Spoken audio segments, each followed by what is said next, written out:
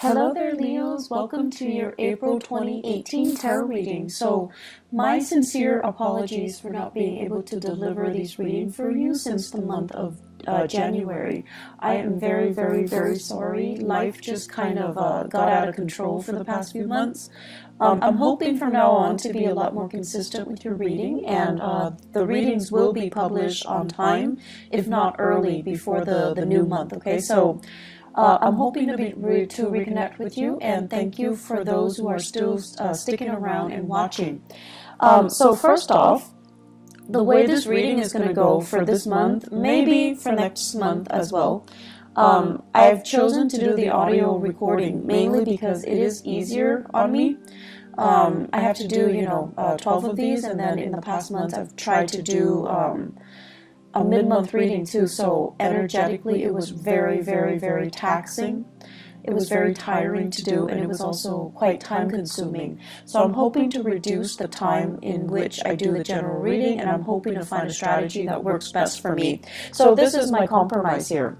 What I'm going to do is I have already laid out the spread. I'm going to extract 4 important messages for you, and then we're going to unpack these messages and talk about, in which areas of your life it's affecting, okay? So, the first message that I am seeing here is, they're saying realistic expectation. And I feel this is going to be playing out in the work sector, in your family planning sector. And realistic expectation basically means curbing our sense of illusions or delusions and trying to aim for a more practical route, a more practical solution based on where we are right now. It doesn't mean that, we have to let go of our dreams and our aspirations. It basically means maybe we're not there yet, it'll come later, but for now, let's focus on the here and now. Looking at what's in front of you and narrowing your scope a little bit so that you're able to solve what's in front of you, and then later on, it's sort of like we'll cross that bridge when we get there, okay? Breaking up the work, breaking up the worries, breaking up the problems into more manageable pieces so that you can tackle them rather than letting them overwhelm you, okay? So realistic expectations, realistic solutions. The second message here, it's actually really, really beautiful. They are saying loving companion. So you have a lot of love, a lot of family support, a lot of people in your midst that you can turn to, that you can, seek that emotional fulfillment from, and it give you a lot of emotional support. Friends are out there, people are out there. I feel, though, a lot of the times you are too proud to ask for help, okay? You are, fire signs in general like to be independent. They don't like to weave a sob story and have other people feel sorry for them. So they're just saying here, there isn't any shame in asking for help. And especially if you've got such amazing people around you, it is really important to, ask for help, okay? I feel like I feel like they will be more than happy to assist in any way they can, and I don't feel that you're abusing it or anything like that, so definitely ask for help if you can. The third message here, it's emotional maturation.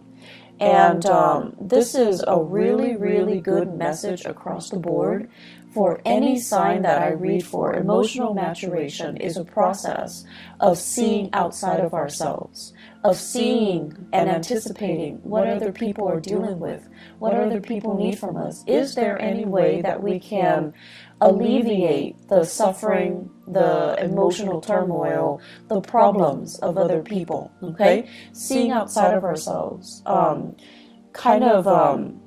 being a lot more considerate, a lot more thoughtful in assisting other people. And it's not just giving assistance, but it's sort of like putting our ego, our needs aside so that we can understand and be in the present moment and have this mutual understanding, this sympathy and empathy and mutual rapport with another human being. So I feel like there's a lot to be said here with that message alone, okay? And I'm going to go back to it. The last message here, nickel and dime. So I feel like financially there's something going on with you guys, and I have been feeling this for the past few months. So we're going to unpack that, and we're going to talk about, ways in which you can start to rebuild this financial foundation. So what I have here, realistic expectation, first message. This is showing up in your family planning sector, okay? And what I feel here is there is a need here to kind of consult your partner. I feel like for many of you, you're a little bit extravagant when it comes to spending, when it comes to buying things, when it comes to splurging. It's like you're quite lenient with yourself when it comes to spending, okay? And you have somebody that's kind of like controlling the purse strings. It could be a relationship partner. It could be a housemate, a flatmate. It could also be like whoever it is that, you're sharing resources with. And so there's a sense here of needing to consult the other person before you make big purchases, before you do major decisions. And I'm also feeling at this point there is a need to want to add additional member into the household, such as getting pregnant, family planning, adopting a dog, adopting a baby, taking in elderly parents is what I'm sensing. And these elderly parents can be overseas as well. So I feel like there's this discussion, this conversation about getting more people into the household, or the household is getting a little bit too crowded, so why don't we leave the household and seek our own space, seek a bigger housing environment, or purchase a property outright. So I feel like there's some fluctuation here within the home, but either way, it points towards expansion. It points towards something bigger, something better, okay? And so financially, whenever we want to move to a house, or whenever we want to bring another person into our household, we want the best conditions. And I feel like with you guys, family means so much to you. There's such a huge influence in your life, and you want to do it big. You want to do it justice. You want to do them justice. And so you tend to be quite generous with the way in which you want to, give them that financial resources, or you want to do it big. And I feel like the other person that you're sharing resources with, they're trying to tell you to curb your spending. They're trying to tell you to be conservative, and they're trying to tell you more than anything to be realistic. And I feel like the past few months, since the November timeframe, many of you had to cut corners, you had to skip, and you didn't like that. You didn't want to have to do those things. And so it's gotten to the point where you're actually sitting down and you're going to have to, be very realistic here. First of all, with the spending. Second of all, how much am I making right now? How much am I spending? So, the financial inflow versus the financial outflow, trying to balance that out and trying to not succumb to emotional spending, okay? In the career sector as well, what I do feel is many of you are working in a capacity where you're doing a lot of consultation. So I feel some of you are like, I see some people coming to you and they're like, what do you mean by this sentence? What do you mean by this paragraph? What do you mean by this idea? Can you elaborate? They're giving you something, you revise it, and you submit it to them. So this can be a manuscript, this can be a transcript, this can be like an essay, a piece of artwork. You're working on a consultancy basis and you're working on a project basis. And so the financial inflow might not be, consistent. It doesn't feel to me like a regular 9-to-5 work. It seems to me like contract work. It seems to me like you're getting paid on a contract basis. But either way, I feel like you enjoy the work that you do. You're getting positive recognition. And I feel many of you are at a point where your career is just starting to take off. And in about 10 months time, it's gonna take off. It's like you're preparing things right now. Right now where you are, it's a little bit of a launching pad, okay? Like a stepping stone. You're taking these minute steps, and then you're going to take off. But I do feel it's going to be in about 10 months' time before you finally make it, before you finally launch, before you finally start to make the type of money that you're hoping for. So right now, be conservative, be realistic, and have these realistic expectations, okay? You know, the whole process about skimping, it's not fun. It's definitely not fun when we have to really watch what we're doing, and we have to be, you know, really conscious of it. I'm also sensing many of you are in the public eye for whatever reason, and a lot of Leos actually are politicians. Are great teachers as well, orators, lecturers, and things like that. So I'm not surprised that you're in the public eye and you have really strong, you know, charisma and stage presence. So if you are in the public eye, you're also being extra careful about what you're doing and how you're being perceived and how other people, you know, how you are portrayed through even social media, even through, you know, newsprint. So I feel like you're trying to curate this persona so that you can, you know, maintain that good role model persona, so that you can, you know, be a positive influence for other people. So I feel like a little bit of management when it comes to how you portray yourself, how you want other people to portray you or to think of you. Okay, so a little bit of like reputation management. Not in a bad way at all, but I definitely feel you're erring on the side of caution when it comes to your image, when it comes to your spending, and when it comes to being very realistic about what is expected of you, what you can and cannot do, and being very honest about, I want to say, portraying that to other people. Second message, loving, they're saying as well loving partner, but they say the first message is loving companion. In partnerships though, I feel like many of you are blessed with a very, very emotionally stable partner. And what's really interesting to me is a lot of the times, you know, so Leo, to me, the sign of Leo, it's very dramatic, okay? It's a fire sign, but it's also ruled by the sun. And I feel like, you know, you thrive in the spotlight, and you guys would make, you and Libras are great actors. You like to, you know, stand up for your beliefs and stand up for the underdog, and really you're quite militant when it comes to the things that you believe in, your ideologies, your sense of justice, and your sense of right and wrong, and your moral compass. You're very apt about defending what you feel is right, okay? But I also feel like there is a sense of spectacle and drama associated with the things that you like to do. You like high intensity.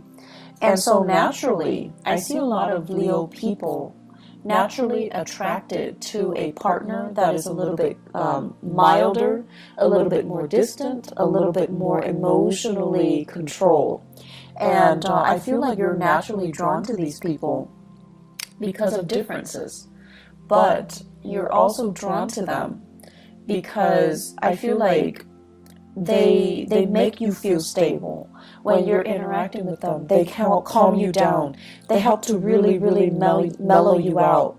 And because they're so calm and so cool and collected, they're naturally drawn to your energy. They're naturally drawn to that sense of drama and passion. And there's just immense chemistry. So you have a partner here that is very like it's like a calm lake, okay? Someone who's really calm, and they're great under pressure, and they never act out of character. They never break that facade, which I think is really admirable.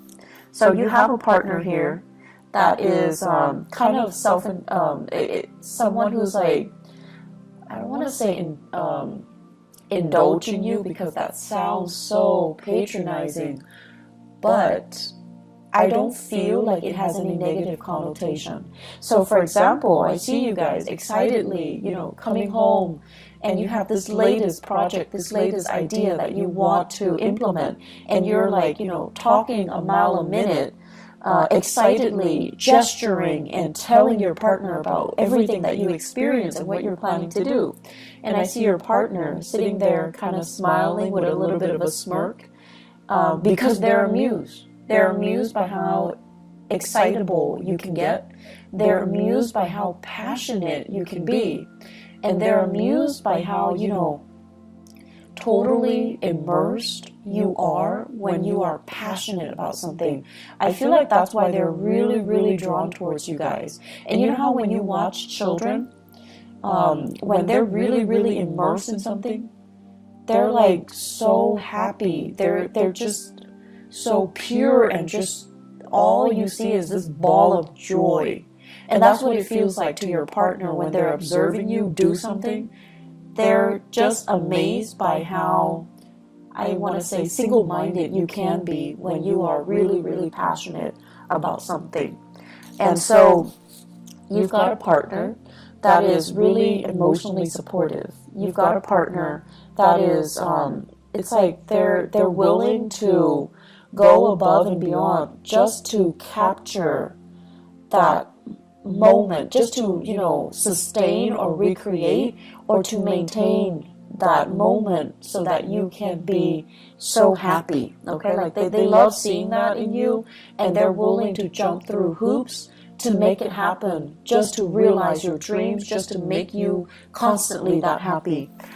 For many of you, I feel here you have a water sign, a Pisces, Cancer, Scorpio. This is a person that is really, really, really grounded.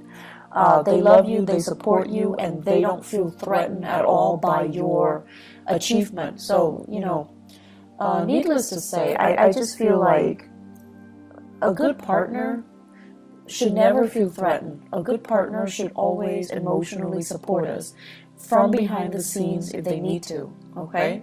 But some couples, it's really difficult for them to share the spotlight. But I feel with your relationship partner, you've got somebody that is really, really, really willing to get their hands dirty, willing to make it through with you, willing to, go through thick and thin with you. So you've got somebody who is really amazing by your side. For others of you, I feel here an earth sign, okay? So a Taurus, a Virgo, or a Capricorn. And I'm sensing so if it's an earth sign, the tendency is like this.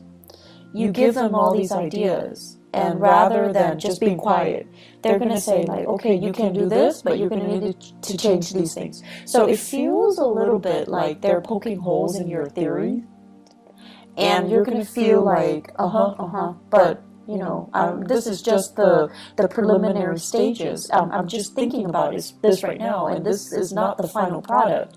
And so you're getting a little bit defensive. But this person, the way that earth signs operate, they show they care by listening to you and giving feedback. That's just the way they are programmed, and that's just the way they operate. And they're not like the water sign where they can sit there and, support you from behind the scenes or, do anything that you help them. But the earth signs, if you need their help, 100% they will be there, even if they don't agree with you, even if they feel like this is like a pipe dream, it's never going to come together. If you need their help, and if they can be of assistance in any way, they're going to be there. They're going to be the one passing out the flyers. They're going to be up at 3 a.m. with you, drawing, making posters, painting murals, and things like that. So people show their love in different ways. People show their support in different ways. And so just because one person is like listening and they're not doing the actions like the water sign, doesn't mean they don't love you. And just because, you know, the other person is like poking holes in your theory, like the earth sign, they're a little bit more critical, and they need to make sure that you know what you're getting yourself into, just because they care. That's just the way they care. It doesn't really diminish the love and the support, okay? And honestly, if these two people or two signs didn't care, they wouldn't be around, okay? So I feel like you might be doubting it, or you might be going through a situation where you're frustrated. And, you know, we get frustrated with our partners all the time.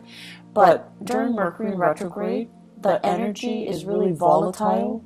So it is important for us to really put ourselves in other people's shoes, and especially learn to put ourselves in our loved ones' shoes and see how they feel about us, and see how they're trying to show they care through the ways that they can support you, or the things that they can help you with, okay? So I feel like you've got someone who's really loving by your side. Companionship as well, friendship, family, relationships. You guys have a lot of support. I do see this unconditional love coming from siblings. So for those of you who are fortunate enough to have siblings, there's this outpouring of love. They're babysitting you, they're watching the kids, they're cooking for the kids, they're taking the nieces and the nephews out while you're studying, while you're taking exams, while you're working overtime. So props to those siblings, okay? I feel like the relationship, the sibling relationship, there is so much love here, and I feel like it's going to make you, it's just going to give you that sense of appreciation that somebody is willing to, you know, go above and beyond to assist you. So you've got a lot of support coming in this month, Leo. There is no reason for you to feel isolated and to feel like, oh, they don't really love me, I'm going to wait for them to reach out. Don't get into that habit of only seeing things from your point of view and not accepting the way that other people show they love you, okay? Third message here, emotional maturation. So the emotional maturation message goes hand in hand with everything that I talked about before, the two messages that comes before. You're at a point where recently, as of, I'm seeing the time of Scorpio last year, so November 2017, things were a little bit rough for you. So I feel like there was a major disappointment here. There were major obstacles and major setbacks. I feel it playing out in your career sector. And I'm feeling it playing out, first of all, let me see, education sector, higher education, okay? I'm also seeing it play out with in-laws. So higher education, in-laws, and that rules the 9th house. So whatever the setback is, you overcame it, and it left you feeling very jaded and very emotionally distraught. If it happened with in-laws, you feel like, I don't know how they feel about me. I don't know if they like me. I don't know if I like them. So I feel that. If it happened in the higher education sector, I feel like you feel disillusioned. You feel like, is this the right field? Am I going to be able to get a good job? I've invested so much time. Am I going to be able to, you know, am I still in love with the work? Am I still in love with the profession? Am I still in love with the subject matter to be doing it for the rest of my life? So you have some major dilemmas or even major like turning points in your life when it came to your career and also education, okay?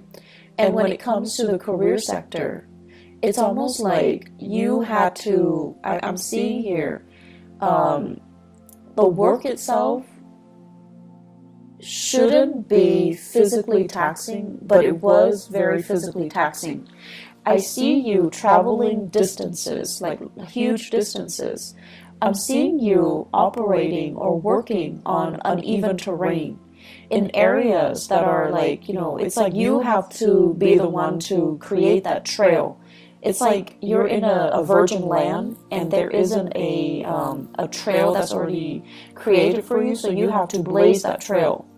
I'm also seeing you carrying a lot of heavy equipment, living in quite, difficult circumstances, camping out, not having access to, clean and comfortable sleeping arrangements. So it's kind of physically difficult, okay? Like it's physically taxing, it's exhausting. So I feel like you were really challenged. And that, all of it, you overcame it. It made you a lot stronger, honestly. It made you a lot more, I feel like, rough around the edges. But it made you a lot stronger. So the emotional maturation basically means, I feel like it can go one of two ways. Because you've been through all of this, through all this hardship, and you came out okay, I feel like you can come out a little bit jaded. And so when people are whining, about, my TV's not working, or like, my water got shut off for 2 hours this morning, you're just like, I can't really sympathize. I had to sleep on the floor for 3 months. I had to sleep in a tent with mud underneath me and the rain just pouring on me. Things like that. You've endured your share of hardship, and now people are telling you about very mundane problems, and you're brushing it off because you can no longer relate. And I feel like that is a little bit of a negative way of incorporating this emotional maturation process, okay? So it's important for us to be appreciative of what we have. And so definitely it's annoying when these people are coming to you and they're whining about things that don't really matter. But it is also really, really important for us not to look down at people and to meet people where they're at. So obviously, whoever that's coming to you, they're kind of spoiled, they're kind of, they haven't really endured hardship, okay, quote unquote hardship. But it doesn't mean that you can just brush them aside, and it doesn't mean that they don't have their own issues, okay? But I feel like you're distancing yourself from those types of people. You're distancing yourself from the really privileged types of people who are whining about really mundane things. I do see emotional detachment coming in for you.